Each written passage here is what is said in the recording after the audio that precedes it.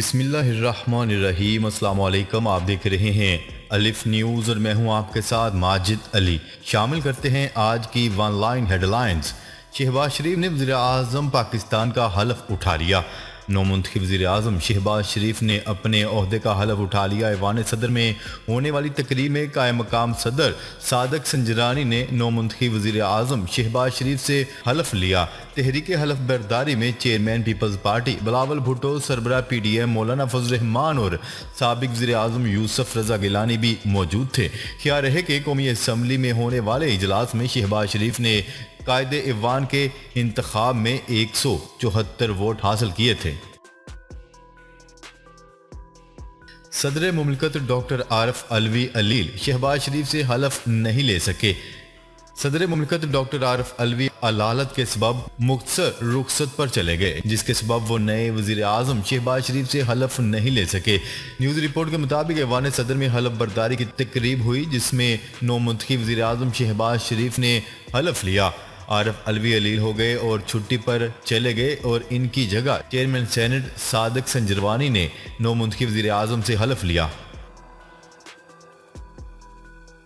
وزیر اعظم شہباز شریف کو ترکی کے صدر رجب طیب اردوان نے ٹیلی فون کیا، وزیر اعظم بننے پر مبارکباد دی اور نیک تمناؤں کا اظہار کیا۔ نیوز رپورٹ کے مطابق ترک صدر رجب طیب اردوان نے شہباز شریف کو وزیر اعظم منتخب ہونے پر مبارکباد دی اور کہا ہے کہ آپ کے وزیر اعظم منتخب ہونے کی خبر پر بے حد مسرور ہوں۔ یقین ہے کہ آپ کی قیادت میں پاکستان اور ترکی کے برادرانہ تعلقات میں مزید مضبوطی آئے گی۔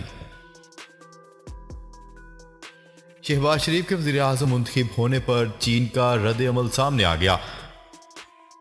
شہباز شریف پاکستان کے 23ویں وزیر اعظم منتخب ہو گئے ہیں اور انہوں نے سی پیک منصوبوں پر تیزی لانے کا اعلان کیا تھا۔ انہوں نے کہا تھا کہ چین سے دوستی لازوال ہے اور قیامت تک قائم رہے گی۔ اب چین نے بھی ان کے وزیر اعظم منتخب ہونے پر رد عمل دیا ہے۔ پاکستان میں چینی سفارت خانے کی جانب سے جاری بیان میں کہا گیا ہے کہ چینی وزارت خارجہ کے ترجمان کا کہنا ہے کہ پاکستان کے سیاسی حالات چاہیں کیسے بھی بدلیں، چین کی پاکستان کے حوالے سے غیر متزلزل دوستانہ پالیسی پر قائم رہیں گے۔ بھارتی وزیر اعظم نریندر مودی نے وزیر اعظم شہباز شریف کو مبارکباد پیش کی ہے۔ اپنے پیغام میں انہوں نے کہا ہے کہ بھارت خطے میں امن اور استحکام کا خواہاں ہے، تاہم اپنے ترقیاتی چیلنجوں پر توجہ مرکوز کر سکیں اور اپنے لوگوں کی فلاح و بہبود کو یقینی بنایا جا سکے۔ یوکرینی صدر نے جنوبی کوریا سے طیارہ شکن میزائل سسٹم مانگ لیے۔ یوکرین کے صدر ولادیمیر زیلنسکی نے جنوبی کوریا سے طیارہ شکن میزائل سسٹم اور جنگی ساز و سامان فراہم کرنے کا مطالبہ کر دیا۔ عالمی خبرساں ادارے کی رپورٹ کے مطابق یوکرین کے صدر ولادیمیر زیلنسکی نے جنوبی کوریا کی پارلیمنٹ سے خطاب میں کہا ہے کہ روسی فوج نے ہزاروں شہریوں کا قتل عام کیا ہے اور یہ سلسلہ ابھی بھی جاری ہے۔ اس موقع پر صدر زیلنسکی نے مطالبہ کیا کہ روسی جارحیت کا مقابلہ کرنے کے لیے ہمیں طیارہ شکن missile system, anti tank, anti ship اور جنگی ساز و سامان مہیا کیے جائیں۔ روس نے ایک بار پھر یوکرینی ریلوے اسٹیشن پر شیلز برسا دیے اور ایئرپورٹ پر بھی راکٹ حملہ کیا، جس میں 6 افراد زخمی ہو گئے۔ نیوزی لینڈ نے روس کا مقابلہ کرنے کے لیے یوکرین کو $88 لاکھ کی فوجی امداد دینے کا اعلان کر دیا۔ روس اور یوکرین میں چھڑی جنگ میں کمی نہ آ سکی۔ مشرقی یوکرین کے ریلوے اسٹیشن پر پھر شیلنگ کی گئی، جس سے ریلوے ٹریکس اور پاور لائنز کو شدید نقصان پہنچا۔ روسی راکٹ نے نیپرو ایئرپورٹ پر بھی تباہی مچا دی۔ حملے میں 6 افراد زخمی ہوئے ہیں۔ ادھر نیوزی لینڈ کی وزیر اعظم نے برطانیہ کے ذریعے یوکرین کو $88 لاکھ کی فوجی امداد دینے کا اعلان کر دیا۔ جرمنی کے عوام روس کے حق میں سڑکوں پر نکل آئے۔ جرمنی کے مقامی باشندے روس کی حمایت میں روسی جھنڈوں کے ساتھ سڑکوں پر نکل آئے۔ جرمنوں نے یورپی ممالک پر روسیوں کے ساتھ امتیازی سلوک کی شدید مخالفت کر دی۔ جرمن میں اس طرح کی روسی حمایت میں ریلی کا یہ پہلا موقع نہیں ہے۔ اس سے ایک روز قبل جرمن کے شہر اسٹیٹ گارٹ میں 200 کاروں کی روسی جھنڈوں کے ساتھ ایک ریلی بھی نکالی گئی۔ ریلی کے شرکا نے روسوفوبیا کو روکنے اور اسکولوں میں روسی بولنے والے بچوں کے ساتھ امتیازی سلوک بند کرنے کے نعرے لگائے۔ احتجاج کے آغاز سے قبل روس اور جرمنی کے ترانے بجائے گئے۔ شاہد افریدی نے مسلم لیگ نون کے صدر شہباز شریف کو پاکستان کا 23واں وزیر اعظم منتخب ہونے پر مبارکباد پیش کرتے ہوئے امید ظاہر کی ہے کہ وہ ملک کو معاشی اور سیاسی بحرانوں سے نکال سکیں گے۔ سماجی روابط کی ویب سائٹ ٹویٹر پر انہوں نے کہا ہے کہ امید کرتا ہوں کہ وہ اپنی بہترین انتظامی صلاحیتوں کو بروئے کار لاتے ہوئے پاکستان کو موجودہ معاشی اور سیاسی بحرانوں سے نکالنے میں کامیاب ہوں گے۔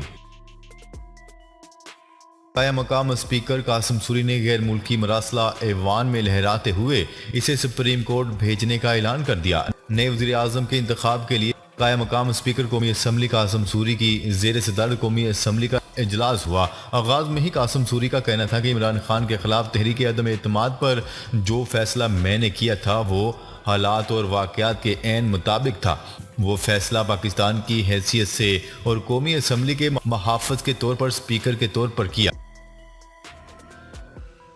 پاکستان کے نومنتخب وزیر اعظم شہباز شریف نے کہا ہے کہ غیر ملکی خط میں اگر رتی بھر بھی بیرونی سازش ثابت ہوئی تو وزارت عظمیٰ کے عہدے سے مستعفی ہو کر گھر چلا جاؤں گا۔ قومی اسمبلی میں بطور وزیر اعظم اپنے پہلے خطاب میں انہوں نے کہا ہے کہ اللہ کا جتنا شکر ادا کریں کم ہے۔ آج پوری قوم کے لیے عظیم دن ہے۔ تمام ساتھیوں کی دعاؤں سے اللہ تعالیٰ نے پاکستان کو بچا لیا۔ پاکستان کی تاریخ میں پہلی بار کسی وزیر اعظم کے خلاف تحریک عدم اعتماد کامیاب ہوئی۔